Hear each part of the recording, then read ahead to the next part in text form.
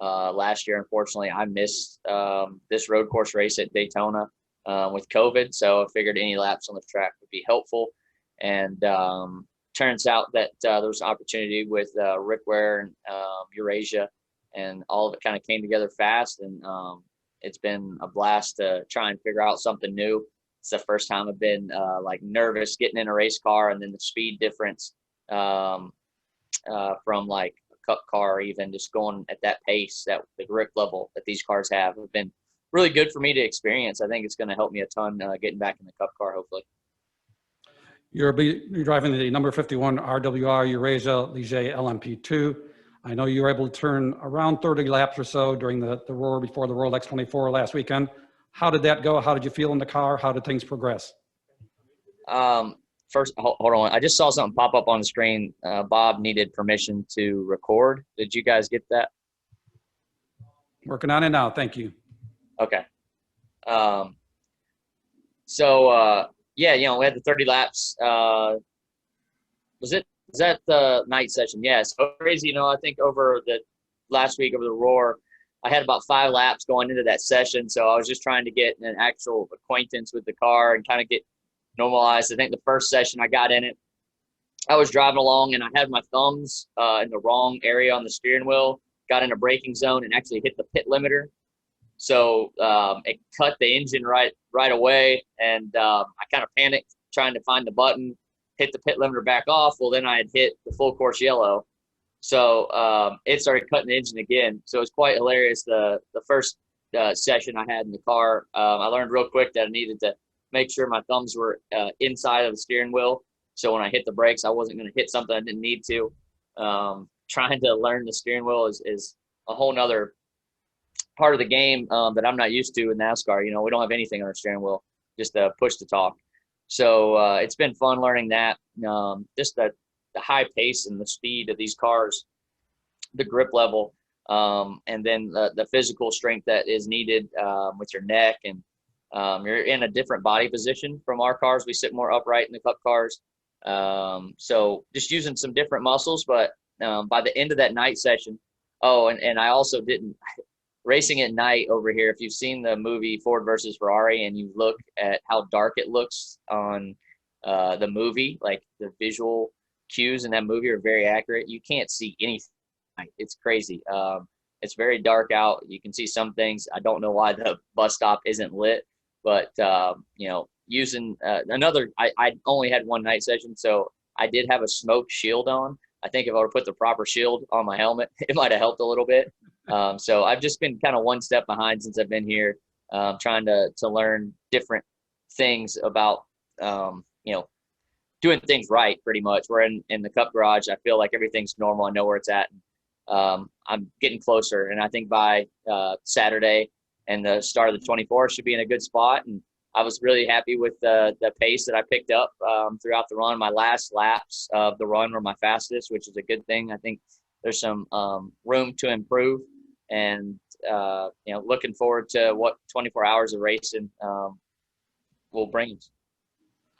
So how's it going working with your teammates? What have you learned from them so far, and how have they helped you?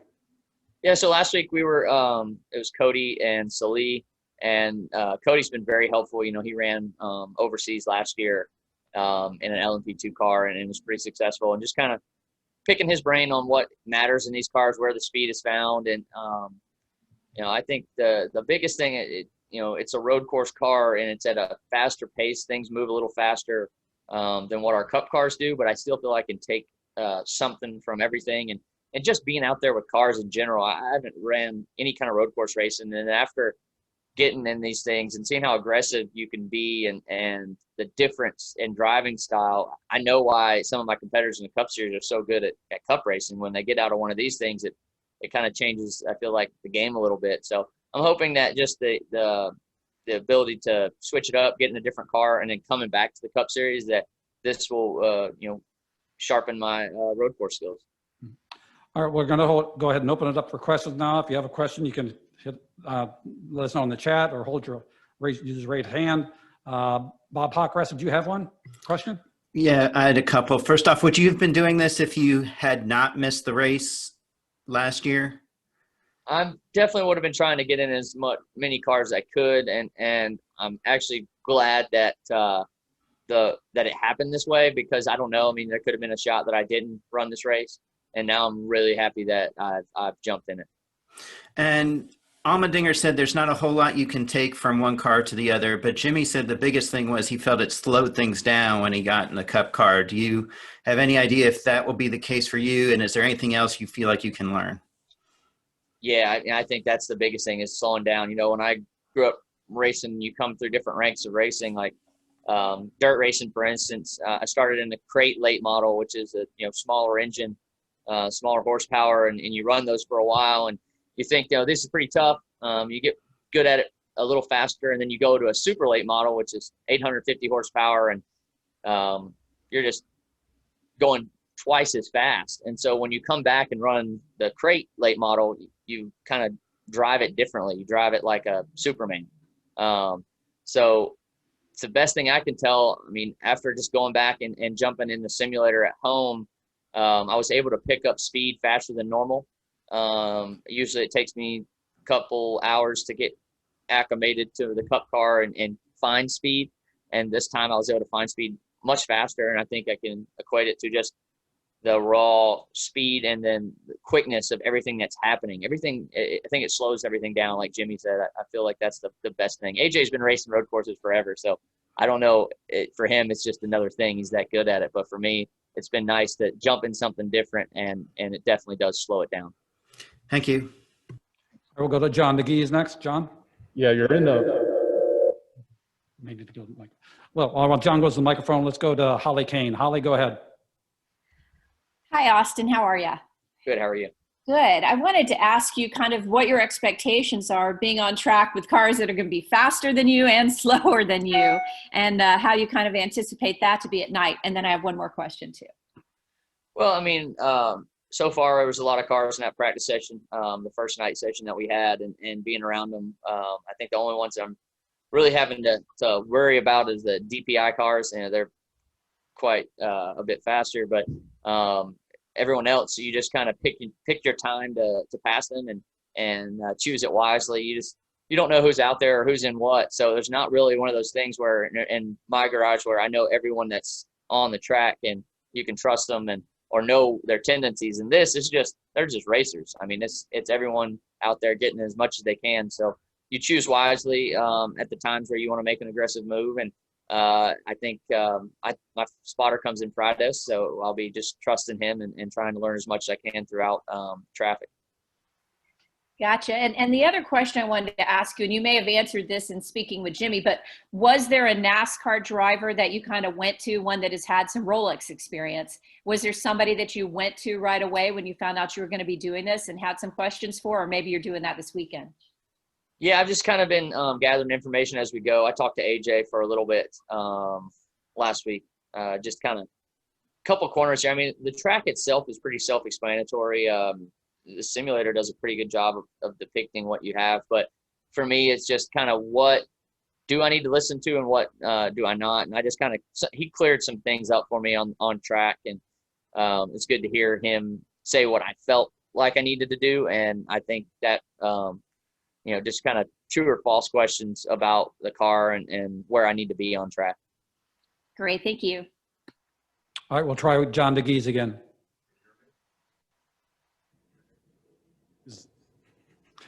All right, we'll come back to John again. Let's go to Greg Engel real quick. Hey, Austin. Please take this cold weather back when you go. I live down here. 2 questions for you. Being around all those other drivers, I know you talked about talking to NASCAR drivers, but what is it like being around all those drivers from other disciplines and other countries? What kind of experience is that for you?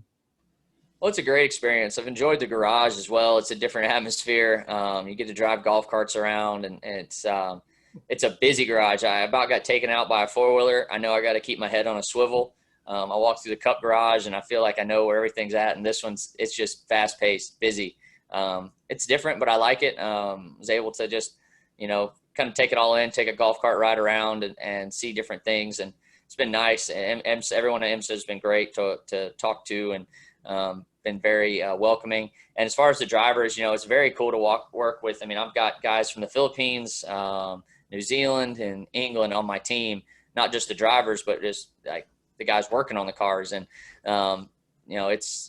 it's really just the 24-hour race is kind of like the world coming together. It's pretty cool to see and get to work with different people and see different cultures come together for one common goal to try and win one of the biggest races of the year. And all those other NASCAR guys have kind of been on top of mind with us in the media and in the news and stuff, specifically Jimmy and Chase, obviously. But how is it nice to be kind of flying under the radar, so to speak, is not the NASCAR driver that we're bugging all the time? Yeah, it's kind of nice. I've enjoyed the whole process here, and we're here for experience and laps. And then I've had such a blast. I'd definitely be interested in coming back and trying it again next year. But we got this year in front of us first, and we'll see how that goes. And I'll also say that all the European drivers have a little bit different body build than the NASCAR guys. So I understand where Jimmy has picked that up from, and these guys are really skinny with big forearms. So I gotta start changing my diet, I think. Thank you, Austin. Have fun this weekend. We'll have fun watching you, my friend. All right, thank you guys. Thanks, Craig. Apparently, John had his question answered that last time around, so he doesn't need to ask it. Let's go to Nate Ryan. Nate?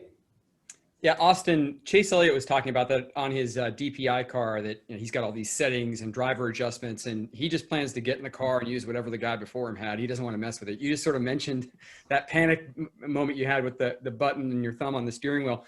How are you getting aggressive with like using the newfangled high tech stuff in the car? Will you try to use those driver aids, or are you just sort of like Chase and just going to sit back? Yeah, I haven't really messed with it. There's enough going on through my head right now. I'm trying not to put another it hasn't slowed down yet. I mean, maybe after 3.5 hours and I still got a couple hours left, that it'll slow down enough where I might turn a dial or a knob or change it. But I mean, it's kind of up to the crew chief, and I just kind of listen to him. But I feel like their settings has been pretty good, and I've just more of me trying to acclimate myself and change driving style to what the car needs. And then, maybe eventually if I feel like I could gain something, I might turn a knob. And you mentioned, I think you said you made 30 laps. I'm still relatively a novice at trying to read the speed charts like I can in NASCAR, but it looked like you were, I don't know, maybe 5 or 6 seconds off fast lap. Do you have like a goal in mind of like where you'd like to be, say, by the end of Sunday in terms of like how close you are to what the pace setters are?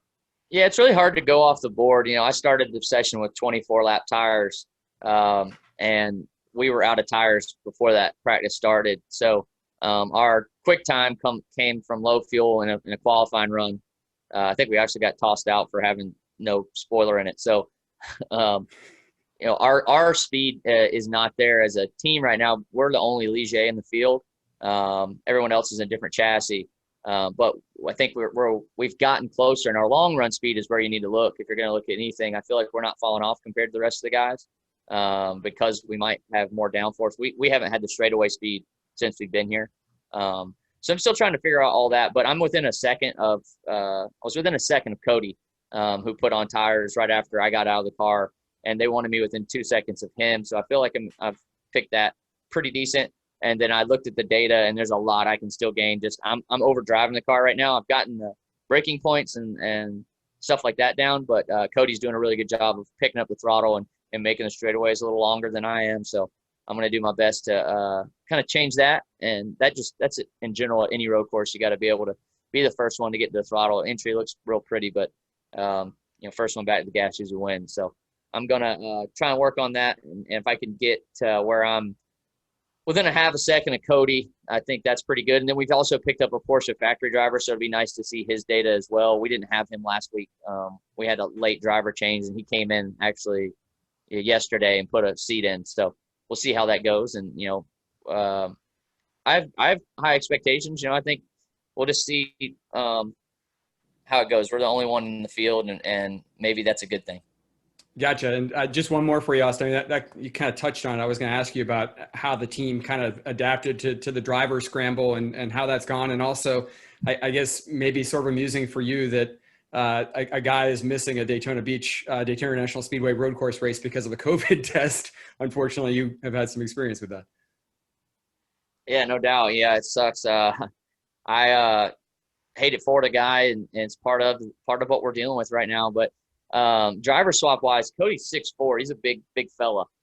So he is the base of the seat that we use, and then we pour inserts for every driver, and I carry my insert across pit wall, and past that I hop in the car and go. So yeah, it's fast paced. I know the first time when I just got in the car, the first practice, the practice where I hit all the buttons, that when I got in the car, it was pretty decent driver change. And then they were like, go, go, go. And I was still like, NASCAR is just a little slower paced, like in general. And I was like trying to breathe for a second and like, all right, here's where everything at. But no, they wanted you to go and go hard because you're trying to get everyone on your team some laps. So every minute of practice has to be used properly.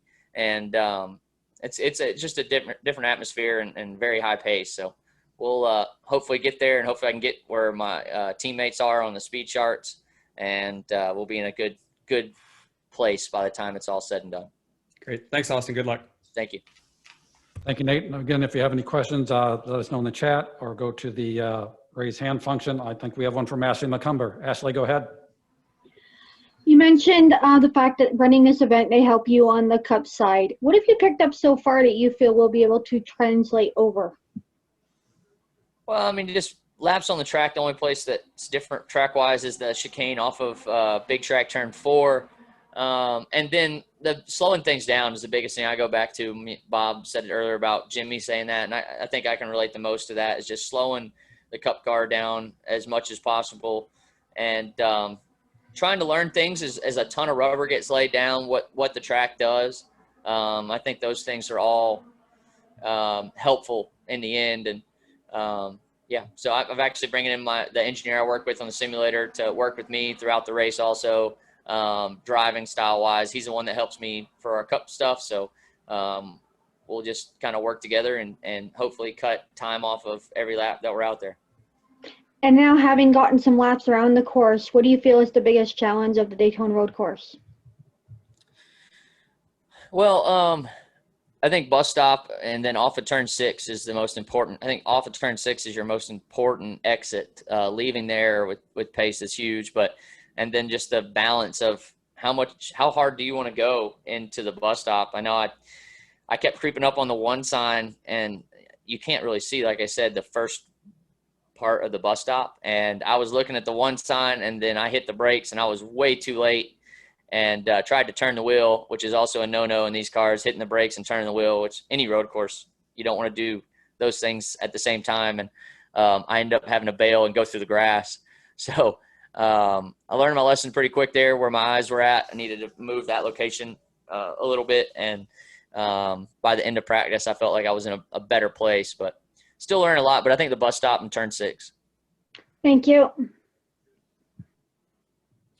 All right, Nate Ryan, your raise hand function is still up. Did you have another question, Nate? No, I'm good. Thanks, Mark. All right, anybody else with any final questions for Austin? Seeing as we have, oh, Bob Pockras. Bob, come on back. Yeah, and just a couple more. First off, if you happen to win your class, is that tattoo worthy or not? If we win this weekend, I will probably get a tattoo because I feel like that'll be be definitely the underdog story, for sure. And also, can you talk? You got the Clash coming up. How important is that race?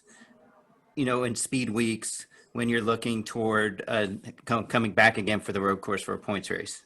Well, I think it's great. It's a test session for our race that we have after the 500, and it's huge for me. I'm going to use it as a practice test session and be very aggressive. And obviously, Clash is about winning, but for us, it's more of a test session that we're going to be aggressive on changes, and then also my driving style, trying to maximize the braking zones, and kind of like a practice car. We're going to use it up.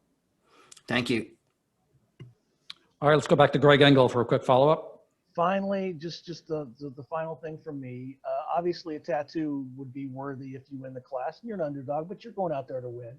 But this race also, this win comes with a watch, kind of a nice watch. Would you keep that, or would you give it to your wife?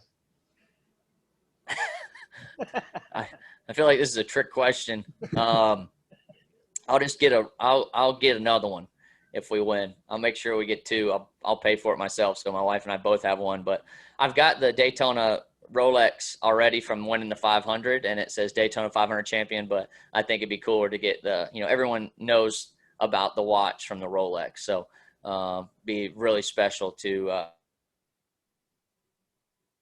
in a different series, and I think it would be my first road course win as well. So it'd be huge. I'd be very happy with that. Thanks again, my friend. All right, anyone else with any other questions? Ashley, did you have another? Yeah, if you guys don't mind. Austin, what do you feel that you need to do to improve as a road course racer? I think what I'm doing, getting more experience. I think that's the biggest part. That's why I've spent the off season racing. I went to COTA and ran in the World Racing League. I thought that was positive, being around other cars of different style cars, and it's kind of like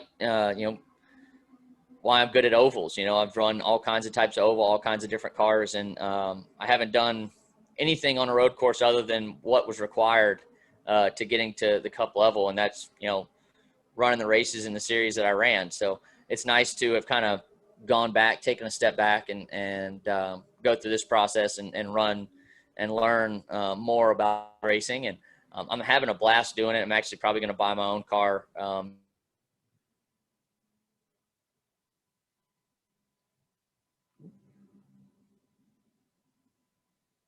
May have a little bit of a technical difficulty here. Austin, can you hear us okay? Your video is frozen on our end.